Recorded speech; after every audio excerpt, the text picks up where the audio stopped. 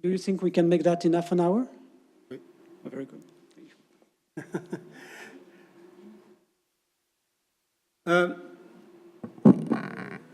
The actual, this is an old physician which will present now the paper. I was practicing medicine. I love medicine. I am deeply medical. I've a son, grandson, and grandnephew of a doctor. So that's really my job. And actually, there is no doubt that we have a totally new medical landscape. And when you are speaking about the effect of climate change on health, you have firstly to consider how the health actually, and the health actually is completely different, has completely changed. And there are 7 emerging risks. The first risk is emerging is aging.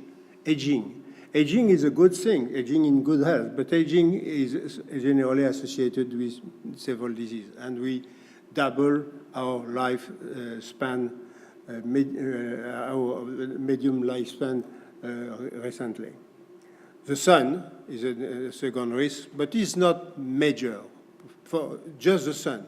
The effect of sun on agriculture and so on are risks, but the sun itself is not a major risk. Air pollution, so you have a list which could be very long, and I'm sure that you will lengthen it soon. The toxic, the most important are the endocrine disruptor, and I will say a word about that. But you see, you must realize also that every toxic is influencing the bacteria world, and the bacteria are extremely resistant to any toxic by changing bacteria. They can change their genome very easily just by introducing their gene in the neighbor. Not by going from papa to mama, but by changing the gene directly to the neighbor. And you have new bacteria. And new bacteria means new drug, new risk, new benefit, because you have a lot of benefit by the bacteria, new treatments. You have new infection. Jean-François will explain you that better than I. The immune risk, he has explained by Isabella the previous talk, and the metabolic risk, obesity. The emerging disease, the first emerging disease everywhere in the world, has been extremely well documented by a paper published in Lancet in 2015 on the Global Burden Disease Study Assessment, the GBDS. GBDS is an extraordinary paper which cover 135 different countries, and which provide a new ID, very new ID for everyone. Infectious disease are not now the main source of disease of mortality. The main source of mortality are non-transmissible chronic disease, generally linked to age. And this non-transmissible chronic disease is a new transition in terms of epidemiology. It includes cancer, cardiovascular disease, diabetes, neurodegenerative, and as an overall covering the industrial pandemia, because these diseases are not entirely caused, but they all are aggravated by tobacco, by abnormal food, by problem in food, by alcohol. In France, alcohol, you can't touch it without being qualified as a bad French, or in Italy it's probably the same also. And sedentarity, absence of exercise. That's the new medicines that we have to face with. And it represents about 60 to 70% of the mortality. You have also an increase in the autoimmune and allergic disease, but this increase, this disease, some of them are very severe, but most of them are, as a responsible of an emergency service, I remember of an acute crisis of asthma. That's terrible, but it's not frequent. But acute myocardial infarction, you see 10 or 20 myocardial infarction for one crisis of asthma. the new infection disease. There are some, but they are well controlled actually. They could be not well controlled, but we don't know. But for some moment, Ebola, for example, has been arrested. The new metabolic disease, and the disease caused or aggravated by new pollutants. This is a long category of disease, and we have to include in that the Alzheimer and all the neurodegenerative disease. Alzheimer, the incidence of Alzheimer is around 200% actually in our country. The incidence of Parkinson is about 150%, the incidence. And autism, but autism there is a special problem of definition, because autism is a disease of the relationship, and certainly you have to make S to autism, to say one autism, but several of them, and that's not clear for the moment. But autism, there are a lot of evidence, in particular Barbara. Hein? Oui. That, non, c'est pas ça. That the metabolic precursor, the metabolic precursor are the direct cause of autism, and they found a lot of this metabolic precursor in the uterus of mother waiting for a baby. Aging is an emerging risk and a new group of disease. Emerging, normal aging means progressive change in anatomical, physiological, and psychological change without any real disease. And pathological disease is associated with one and generally several chronic non-transmissible diseases. But this represents about 45% of the mortality in our country. Mean longevity is the mean life. You must remember that the mean longevity or the mean lifespan is the same, but the maximum longevity is the maximum lifespan that a given species is able to live. For 10 minutes, for example, in some bacteria, to several hundred of years in sequoia or sharks. The human maximum longevity is actually 120 years, and it has not been changed at all. The human mean longevity has changed, the mean lifespan has been improved, but actually it reached a plateau, and probably we are not so far to reach the maximum human longevity.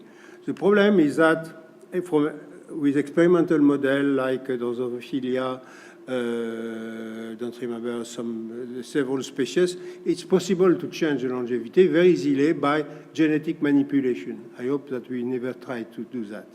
But I hope that we never try to do that, because when you manipulate the genes responsible for the longevity, you also manipulate the same genes responsible for cancer. And there is a sort of discussion between the two. All the geriatricians, and I am a geriatrician, know that cancer, severe cancer in very, very old persons are probably less severe than in people younger, because you have the genes against aging, which are the genes against aging, which are equally active against cancerogenesis. Contemporary aging is a unique phenomenon in the world history. It's entirely caused by human activity. On this curve, you see the age and the time, and the increase in lifespan is regular, with 2 or 3 peaks due to the European stupidity. The war in and the French was participating in that a lot. But you can extrapolate, of course, but you will reach the maximum longevity of our species without genetic manipulation, except if you have a nuclear, a viral, or a climate disaster. Climate disaster must be very severe to change the mortality.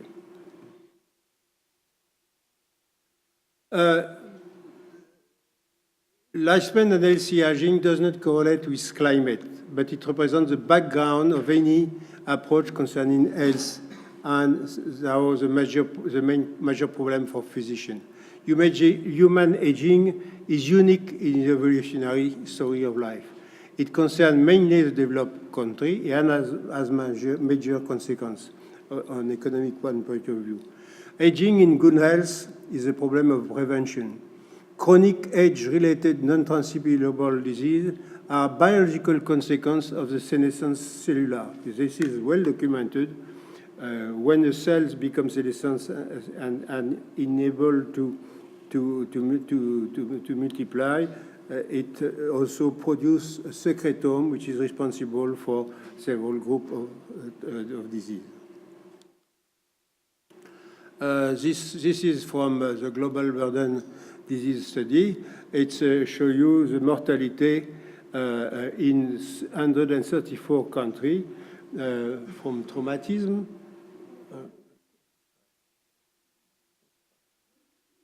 Comment on revient en arrière? Comme ça?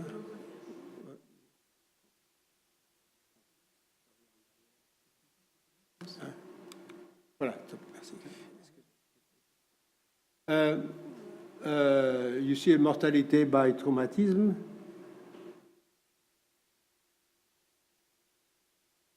By infectious disease and by non-transmissible disease.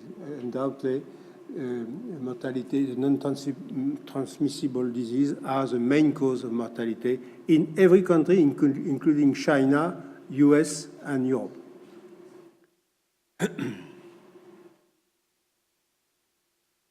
Infectious risk, I will say just a few words. Jean-François will do that better. And we both together agree since about 10 years together on that point. But I want to remind you a problem which is perhaps a little bit different of the problem of Jean-François. Germs, the problem is too much or too enough, not too enough. I know that Isabella do not agree with hygiene hypothesis, but I will say a word because hygiene hypothesis is at least probably very likely to be good in some diseases. Too much, this is the mortality curve due to infectious disease since 19 to now. Infectious disease has decreased acutely with just a small increase due to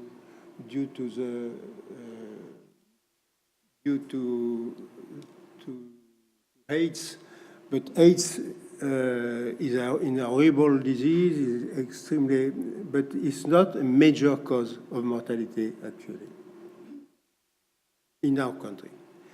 Another slide that François knows very well from his friends with ours, showing that the category of driver associated with the emergence and re-emergence of human pathogen ranks, and you see that the climate change is one of the last one. The first responsible of the change in was the re-emergence of human pathogen are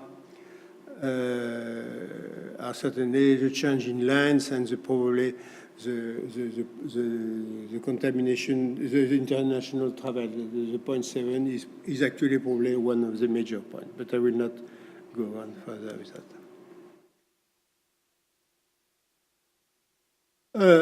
One of the main problems with the infection is the appearance of genetic mutation. We have thousands of genetic mutations known for antibiotics. There is recently a new paper about antiviral, anti-helmintic, and the antiviral treatment of AIDS create a new category of virus and so on. The human activity creates new genes, new microbes. But there is another possibility also that we are too clean. And this is certainly demonstrated in farms in several countries, and especially there is good papers from Finland by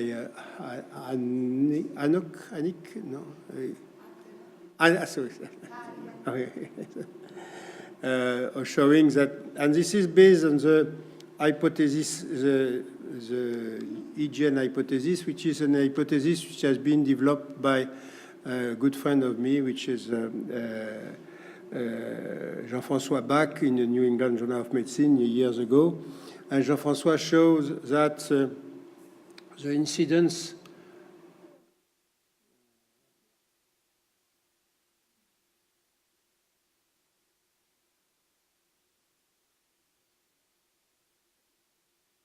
incidence of infectious disease, muscle, even viral, mumps, tuberculosis, hepatitis, rheumatic fever, which is due to Streptococcus, decrease since the 1950 to 2000s, and in the same, in parallel, you have an increase of asthma, type 1, which is diabetes, which is autoimmune diabetes, multiple sclerosis, and the Crohn disease or the gut.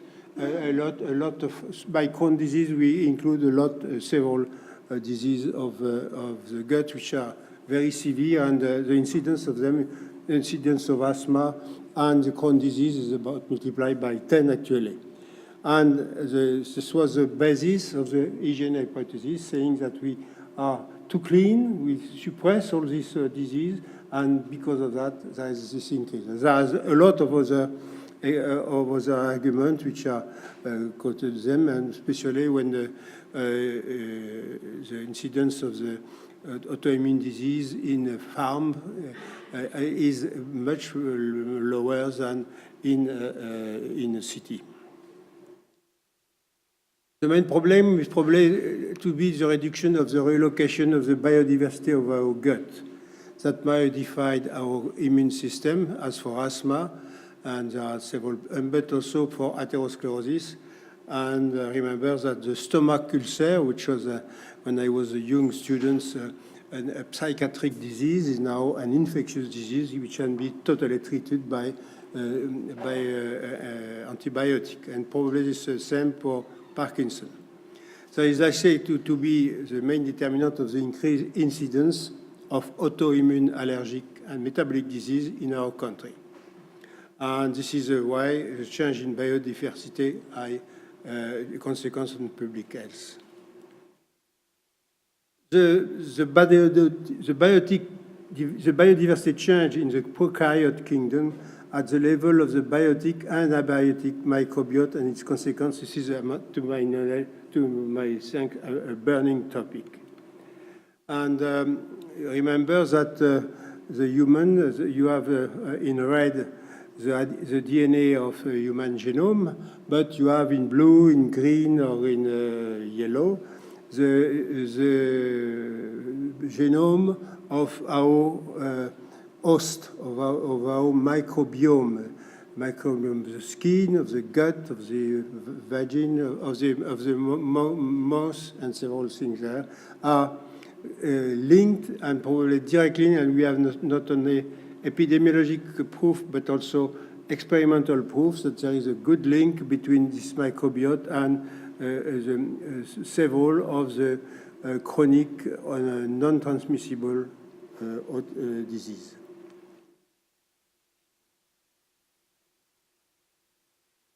Alors, say a word about the toxic risks and the pollution. I think this slide probably is the only one to show.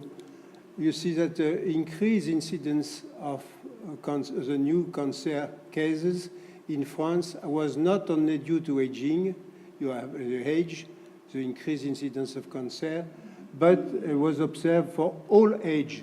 You probably know that the incidence of cancer is higher at 75 than at 85. And you see that the increase in incidence of cancer in different type of cancer is the same. It doesn't matter the age. So that suggests clearly that a toxic component is involved. Which one, we don't know. The incidence of the testicular cancer is particularly well documented. Another problem with the toxicity is that in France, at least, but certainly in every country in Europe, the toxicity of the new product is extremely well controlled. But the toxic curve is is toxicity against the level of exposure. The toxic curve is not monotonic. Several toxic curves are like that, and the law doesn't specify in our country if we have to make a toxic curve in this, or in this range. So we don't know if this product is really not toxic. And this has been several times observed by my friend Robert Barocchi, for example.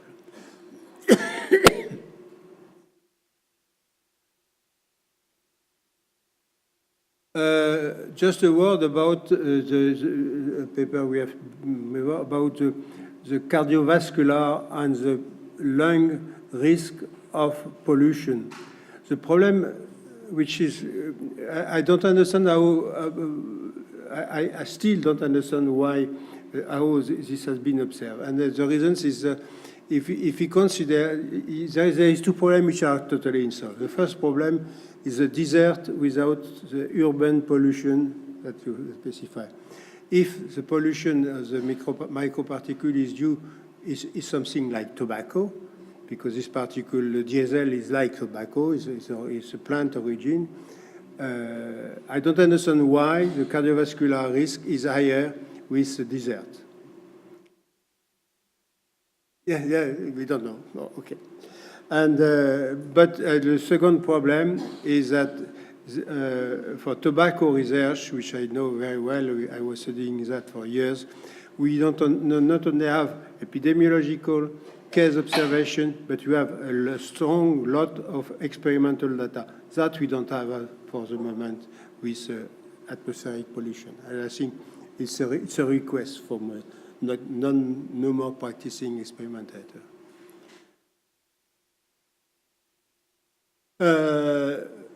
There is an association recently discovered between some pesticide and Parkinson's disease, as it's strong for some organochlorine. That's a fair, and there are also some suggestions for the Alzheimer's disease, which is important because Alzheimer's disease actually is going to be the main cause of mortality in our countries. I will skip that. I will end my talk to respect the timetable of my friend Eric by a few examples of unresolved public health problem. In epidemiology, free access to mortality, but also morbidity register. We don't have that, in France at least. Independent detailed analysis of toxic of every component, new component in the market. The simple lethal dose is unknown, but most of the chemicals are available and their toxicity on the ground is generally unknown also. To create and promote regional procedure in every European country at least, indicating the geographic diffusion of bacteria, virus, and emerging mutants, organic or non-organic polluant. This doesn't exist, for example, for the moment in Europe. To bring to justice the various crooks, gurus, charlatans, quacks, paranoid, who are responsible, thanks to internet, of doubt based on pseudo-scientific data.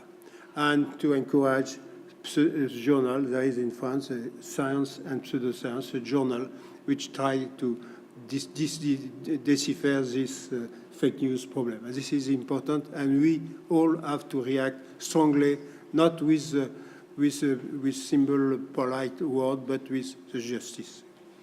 And finally, the basic question is our brain made to understand and select some more information than the others? Remains open. And we have to know how is our brain made. There are several priorities to attenuate or reduce social inequity and to control nuclear power if possible.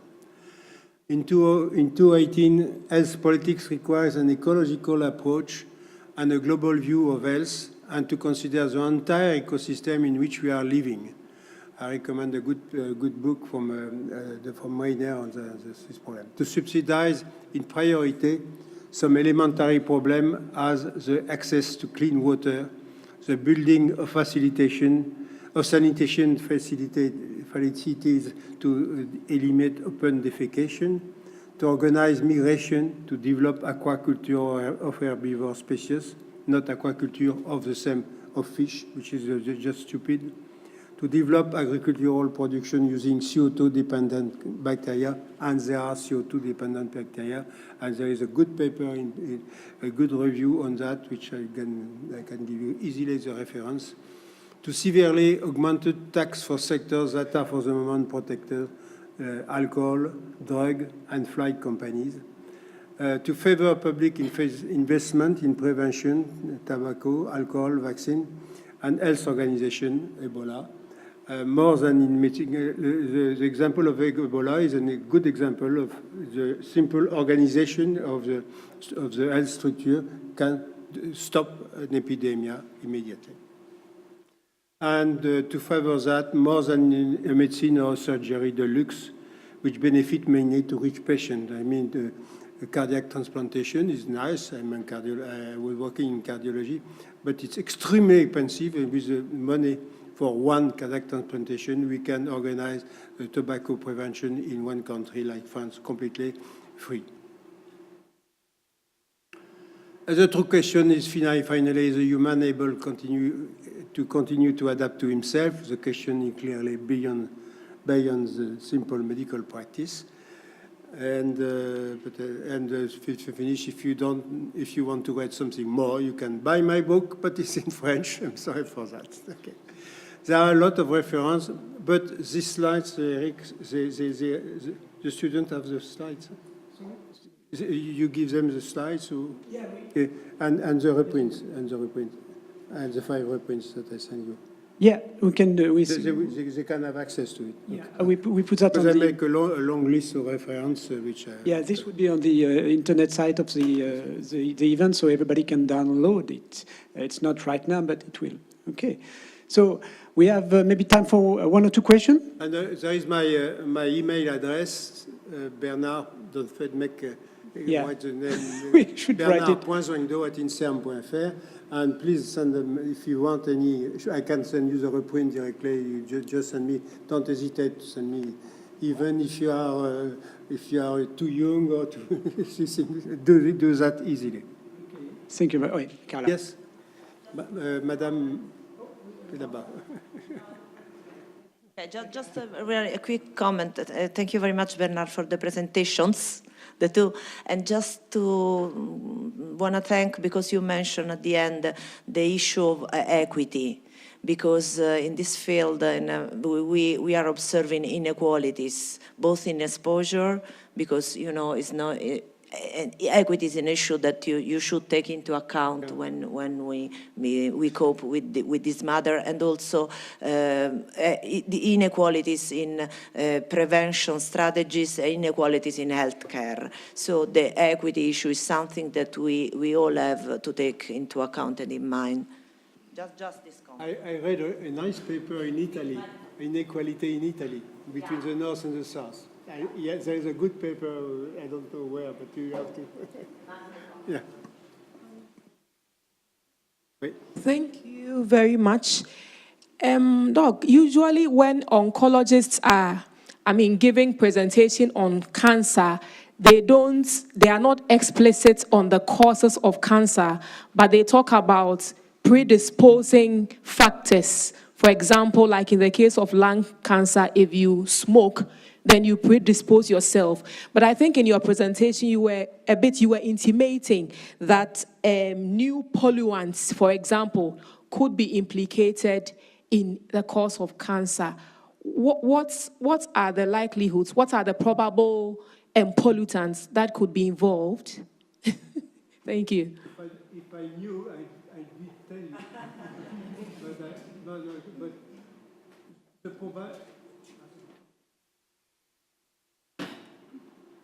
the probability of that cancer is due to a toxic is absolutely certain, but we don't know which.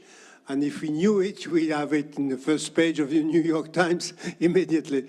No, the only data I show you is that cancer is related to age. We have more chance to have a cancer than you, for example. There's no doubt about that.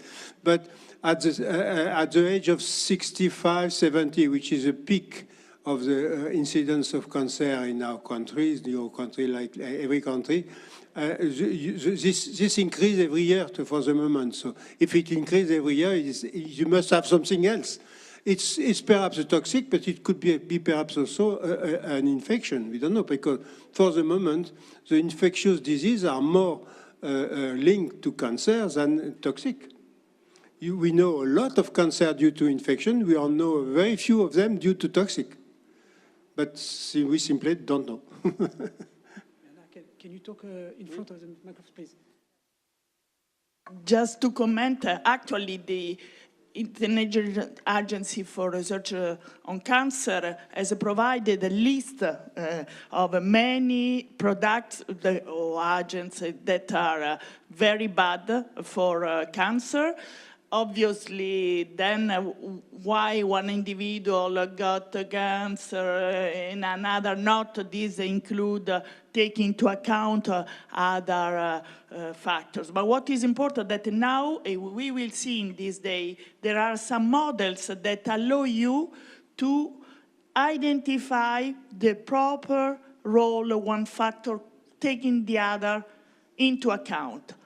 So in some way, for example, you take all smokers and then you see whether those that were exposed to some special have a cancer compared to those that were not exposed. And when you find this is because this factor is playing a role.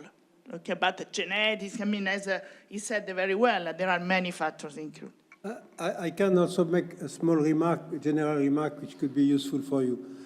A disease is the result of our genetics and our environment. When you meet a bus in the street, you kill down, there is no genetics. It's just a bus. If you have a mucophiscidose, if you have some rare genetic disease, environment is nearly nothing. Genetics is 100%. But between them, you have all the medicine. You have you see asthma, cancer, obesity, and myocardial infarction, gut disease. They are a mixture of your genetics background and the environment. And I think I like very much a good definition of our genome. Our genome is the way you respond to your environment. We all have a different genome, but we all have the same environment. And we don't suffer the same way. Our genome is the definition of a person and the way he is responding to its environment. You must keep that in mind when you're considering disease, medicine as a whole. Okay, thank you, Professor Swingdo. So I propose that we continue this talk on the lunch break, which is we need to rush now up to the frontier, and we meet at 2:30. We're back in this room for the afternoon session. Lunch is upstairs, cafeteria, first floor.